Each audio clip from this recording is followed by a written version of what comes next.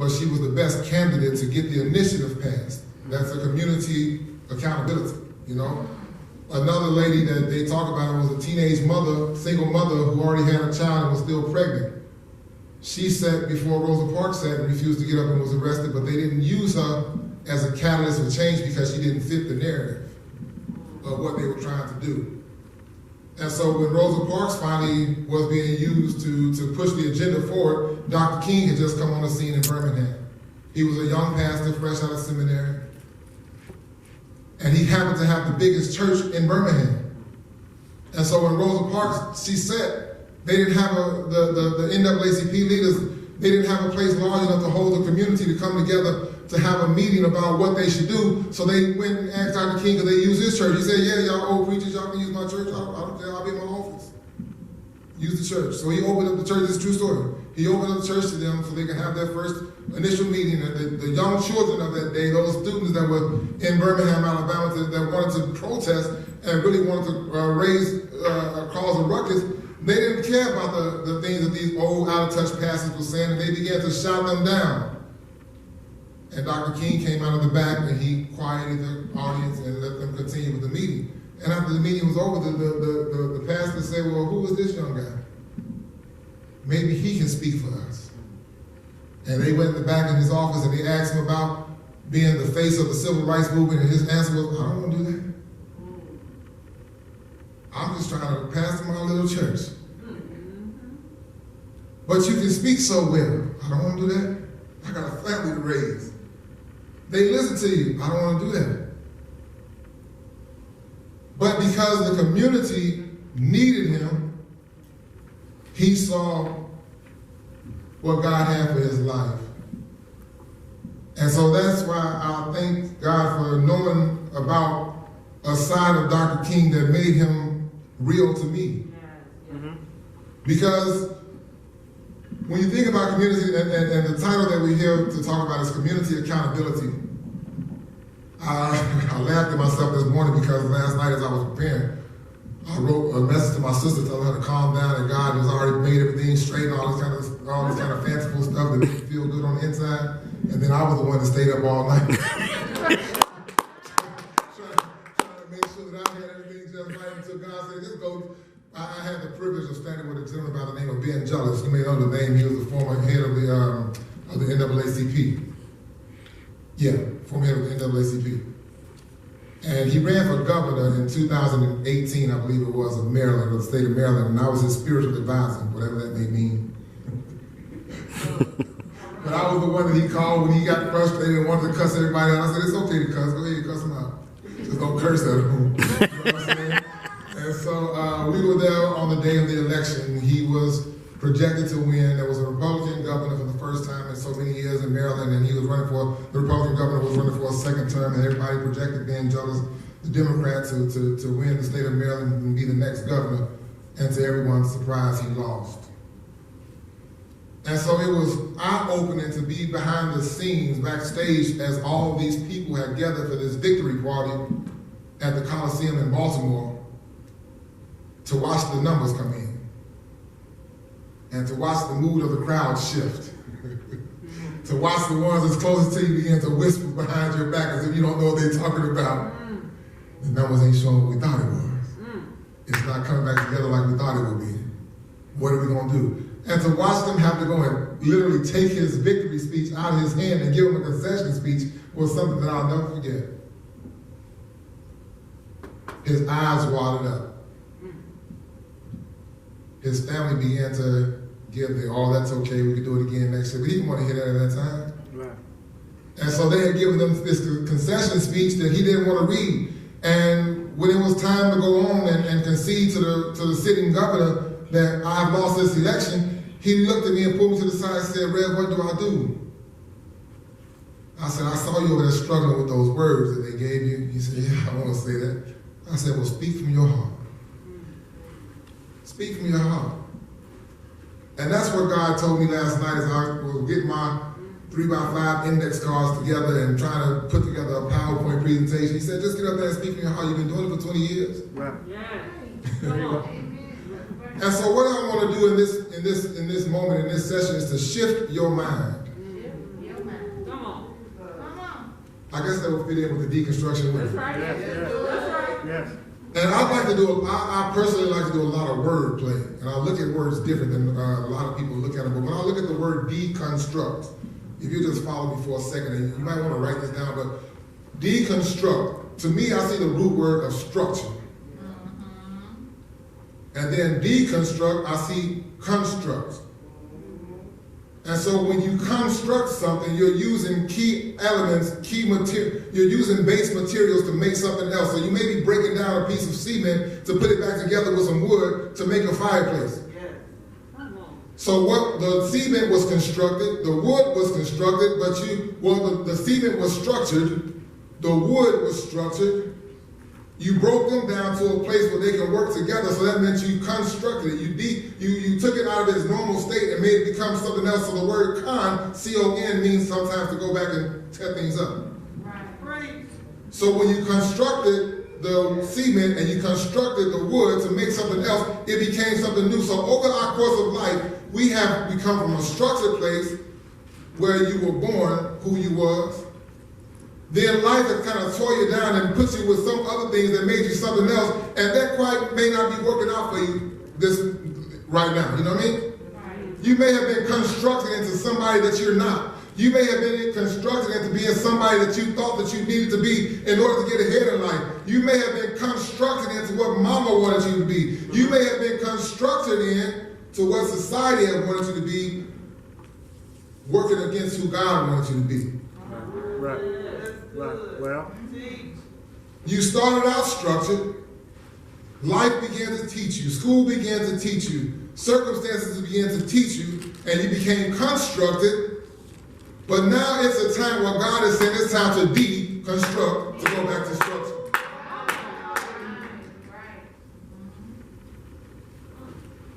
Deconstruction. It's time to renew your mind. When God sent Jesus on the scene, he said that he was sending Jesus to take us back to our original mind, as it was at first.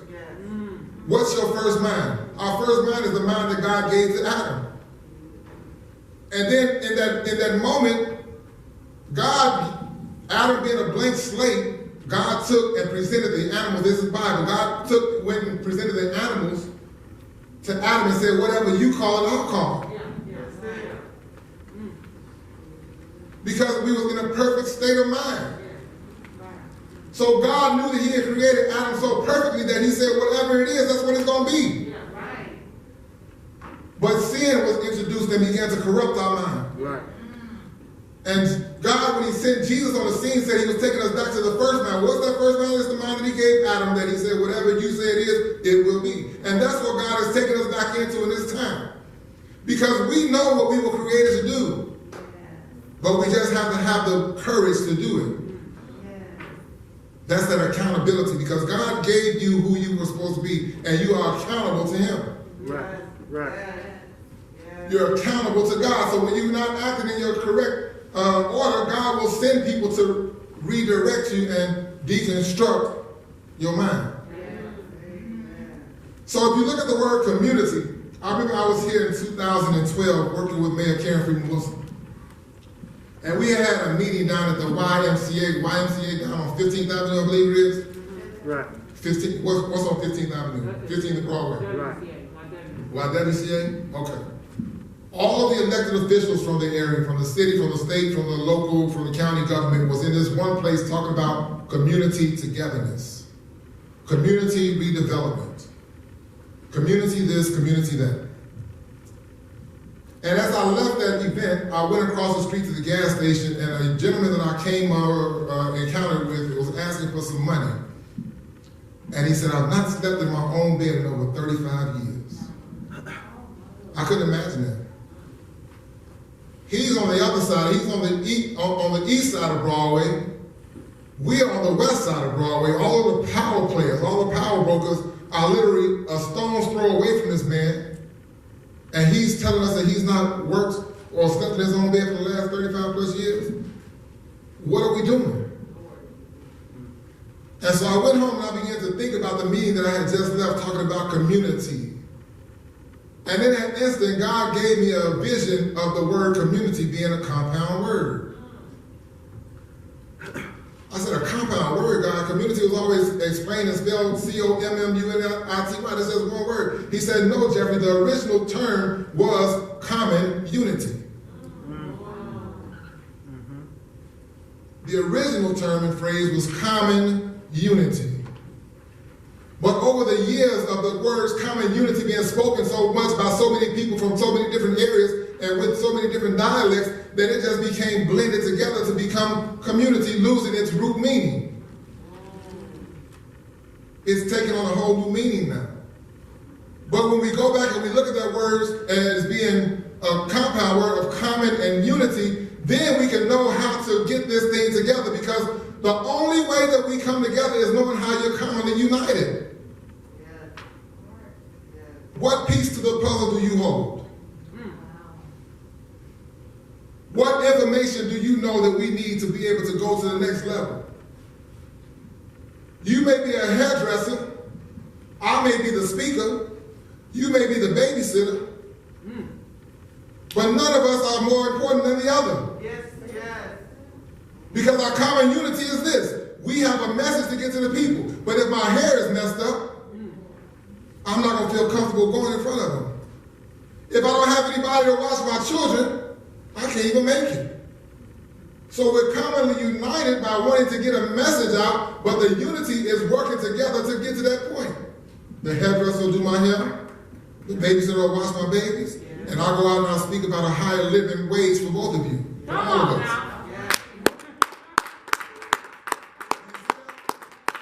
But without knowing how we're commonly united, you'll say, well, I ain't got enough money to pay you right now. She say, well, I'm not going to do it if you can't pay me.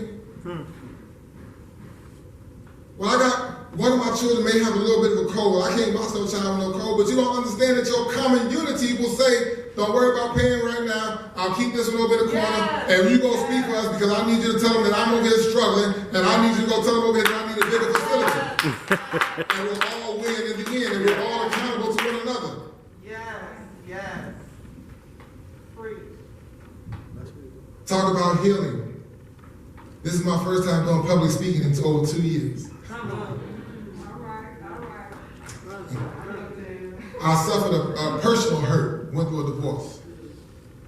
And I felt like nobody in my common unity was there to support me. And I said, I'm not speaking no more about nothing about support, nothing about unity, because when I needed to be unified, nobody was there. So it's been over 2 years since I've stood before a crowd, before an audience. And I thank my sister and my brother for talking about the healing. And she said, you still got it in you, so you just gonna need you to come out and do it.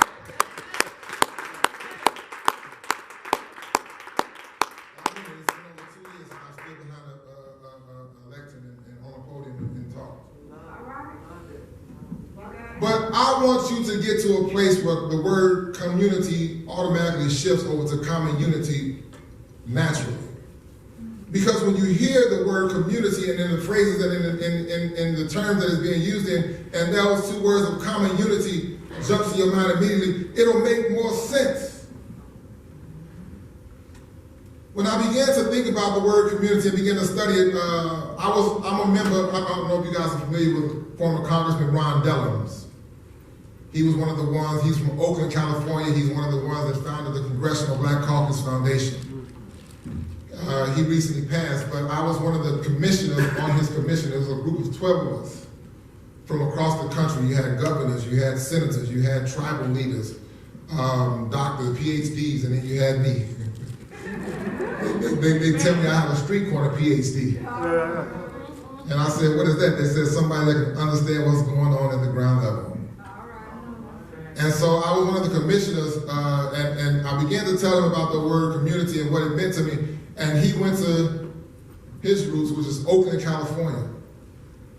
The city of Oakland, California was founded on a principle of a common unity. Back in the 1850s when it was founded, the Transcontinental Railroad was just beginning to traverse the country. And you had these servers, you had these porters, you had these hospitality individuals that was on the train serving white folks going to San Francisco. The Transcontinental Railroad, it dead-ended in San Francisco. That's the furthest that it would go. But the black porters, the black help, the Hispanics, the other brown and black servers and helpers, they couldn't go into San Francisco because of the segregation. So they needed a place to go. They were tired of sleeping in camps and shanty towns outside of San Francisco. So they came together on a common unity, which was we need shelter, and created the city of Oakland right across the river and across the bridge from San Francisco. And today, Oakland is one of the most thriving African-American black cultured cities that we have in the country. But it was because of a common need that they came together and became accountable to one another and said, where do we go from here to ensure a better future for us and our children? So they began to pool their knowledge together and lean on one another to better their current situations and their chances of surviving in the foreign land that they had to go because that was their work. So in today, where we are, we're in Northwest Indiana, and I come back to the city. I came back to Gary in September of 2020. And I see a lot of the same issues that's been here for the majority of my life, I guess. Abandonment, hopelessness, joblessness, decay, urban blight. And you say, well, what can we do about it? You can assess who's in your community. Who do you have things in common with, and what are you doing to address them and to build on them?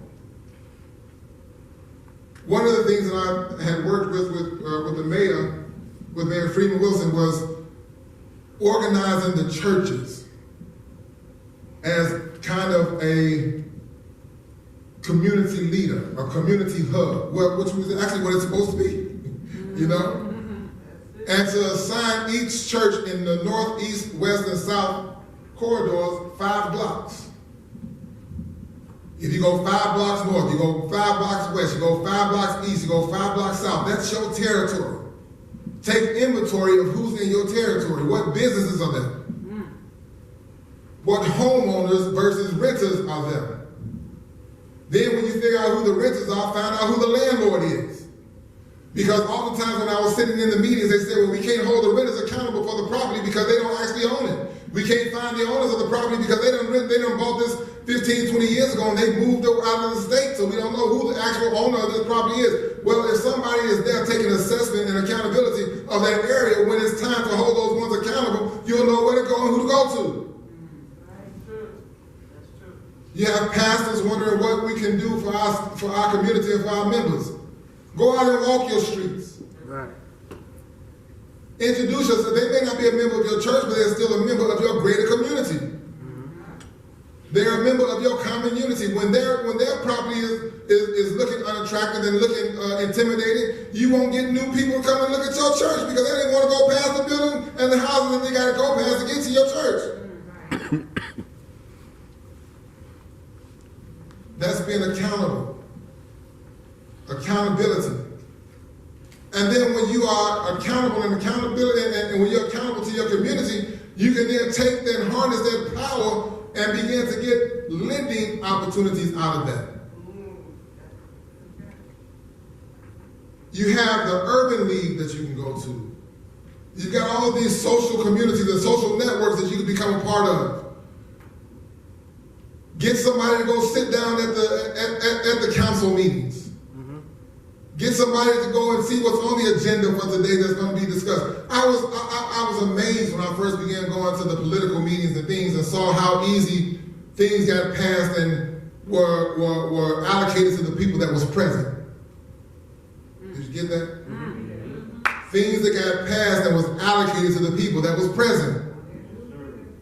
I remember one of the things that stood out to me was, I'll never forget this, I was at a county council meeting out here in Lake County with my friend, the late Roosevelt Allen. They were talking about a new law that was going into place that impacted the phone system at the county jail. The state of Indiana had put restrictions on how much they can receive from the telephone provider in exchange for them being their service provider from when inmates make phone calls. They were capping the amount that they would be able to get back at, like, let's just say 35 cents. Well, this new law was to take effect in a couple months. And the county attorney had brought this to the attention of the commissioners. And they had somehow found another provider that was going to give them a bigger yield off of the inmate phone calls. But the contract with the current provider wasn't up until after that new law came into effect. They were willing to totally pay a penalty, a massive penalty, because of the long run, but that phone provider got that contract because they had lobbied the commissioners. They knew the power of their collective. They knew the power of the people that they represented. And when you say, where do we go as a collective group, you go to the ones that's in power. But you have to show who's standing with you. And you have to be organized. You have to take account of who's in your circle, who's in your common unity. We got this business that's been in business in the city of Gary for over 25 years. They're on the tax roll. They pay into the city. They take care of this. We got these people standing with us. We got the president of this PTA. We got the president of this civic organization. We got the members of this community block watch.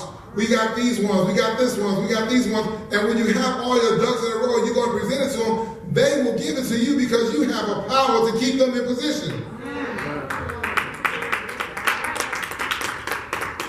So when you say, where do we go as a collective group to better our chances for the future and younger generations, you go to the halls of power. And you don't go by yourself. Well, you may be physically by yourself at that moment because everybody that's with you can't attend. But when you show them on the papers, the people that you got standing behind you, they will pay attention. Community, common unity, accountability. Community togetherness, common unity, togetherness. Community development, common unity, development. You're developing your common unity. You're showing people how they fit into, because right now you have so many people wondering, well, where do I go to get this? What do I do to do that? Where is the help? Not realizing that they're their own help. We're each other's help. But when you give people ownership and you give people a sense of responsibility to be a part of the grand scheme of things, you'll see what they'll begin to do. But you just have people now that's hopeless, waiting on you to affirm them. You have retired teachers that's just sitting at home waiting for somebody to come in and affirm them and acknowledge that you have the ability to come in and put camps together for the children that's being homeschooled right now. Right. They're in your common unity. And as a business owner, you have the ability to know how to go out and pursue different funding channels and different funding vessels to not only access former teacher, retired teachers to volunteer, but you can use your resources and the resources of others to learn how they got that grant. Learn how they got that business loan. By communicating, we hold information, but the information we hold is not our own. It's not meant for you to keep it. We hold the information, but the information that we hold is not our own. It's not meant for you to keep it. I often talk about us being vessels, us being funnels. If you'll think about a funnel that you use to pour substance from one container to another container, I want you to picture yourself as being that funnel. That funnel was made by someone. You were made by God. That funnel was made to pass information, pass things from one thing to another. You were made to pass things from one thing to another. Sometimes I cook. I like to cook fried chicken. And Mama taught me to cook it using flour. And sometimes the residue off the chicken and the flour, it settles down to the bottom of the grease. And so when it's time to pour the grease out of the pan, I use a funnel to pour it out of the pan into my jar. But sometimes the hole of the funnel gets clogged up. And if I don't unclog the hole, the grease will start to overflow, thereby causing the funnel not to perform as designed, and I have to put it down for a while so I clean it up. That's how we are with God's information. Sometimes we don't want to pass the information that God gave us along, and we become clogged up. And God can't use us as designed anymore because we thought that what was meant to be passed on was meant to be held on to, and you began to overflow, thereby nullifying your design, causing you to act as you were not created and intended to act. But you're created to be a pass-through of information. Yes, you can utilize some of the information that you get. Yes. But once you utilize the good piece of it, even an orange, when you peel an orange, you have to peel the skin off of the orange. But when you put the orange peels in the compost pile, it's still serving the purpose. Right.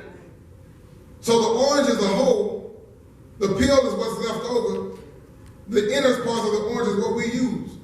So we can use the information that God is putting through our funnel, but don't hold on to the peel. Yeah. Woo. That's good. Give the peel to the farmer.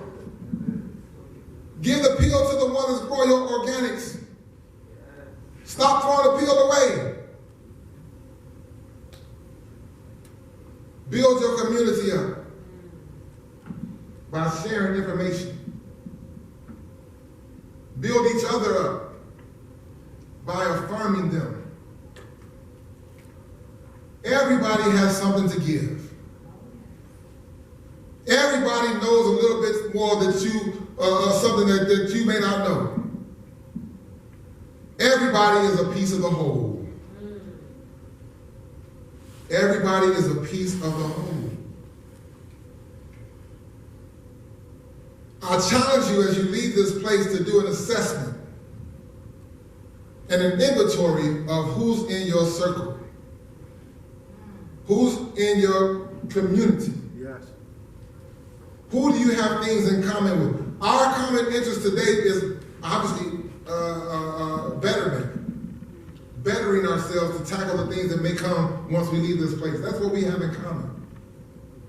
And so now we can all get something to come back together with and put it together and unify it to be something bigger, because I'm sure that you may have heard something that she may not have heard that I simply said here today. But when you come together and you remind each other and you figure out how it fits into your life, now you can say, I've been wondering how to get my church's parking lot repaved. But when I realized that he said that I could put everybody together and go and show the bank the power that we have to support the loan that we're requesting, that makes sense. I didn't know why I didn't think about that sooner. But that's what we have to do. We have to take inventory of what you got. What's in your hand? What's in your hand? Do you realize what you're already holding? Do you realize what you already possess? Are you overlooking your next level? I tell people all the time, you're only one person away from your next level. Only one person away from your next level, but because you were too caught up in yourself, you failed to say hello.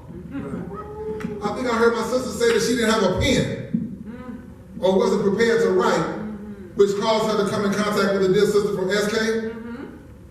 And look, but if she was too proud to say and acknowledge that I forgot my pen, we wouldn't be having the technology that we have. You wouldn't have the materials and things that she helped create, you know? Don't be afraid to ask for help. What's in your hand? So as I go, I won't belabor you any longer, but I want you to remember the words common and unity. Because when you go out and you look back into your community and you begin to put those pieces of your puzzle together, you'll see how many things you have in common with people that you're already united with. You'll see how many things you have in common with the people that you're already united with. And when you begin to organize those things and deconstruct those preconceived thoughts and notions and those prejudices, a prejudice is something that you have prejudged. You've already said that you can't do this. You've prejudged that obstacle that may be coming your way as being too great to overcome. Once you deconstruct those prejudices that you have in your mind, in your own heart, you'll be able to move forward. Get out of your way. Get out of your way. Learn to work with those around you. Learn to have an open mind. Learn to know that you don't have it all already by yourself. We're better together. Yes. We are better